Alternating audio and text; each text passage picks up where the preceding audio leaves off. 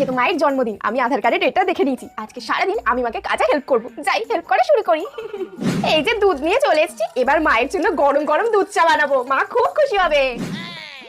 মা, এই নাও তোমার জন্য চা এনেছি। চা করেছিস মানে? দুধ কোথায় পেলি? ফ্রিজে একটা দুধের প্যাকেট ছিল না, ওটা দিয়েই তো বানালাম। ওই এক প্যাকেট দুধ ছিল, ওটা দিয়ে জানিস আমি জল দিয়ে 3 দিন জ্বালাতাম, তুই ওটা দিয়ে চা করেছিস?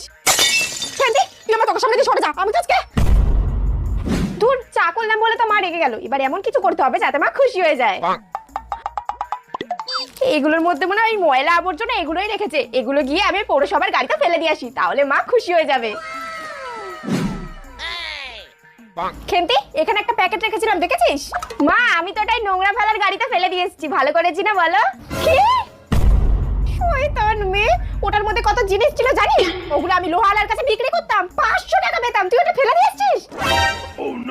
আজকে তোকে কেউ বাঁচাতে পারবে না। ওরে বাবা রে।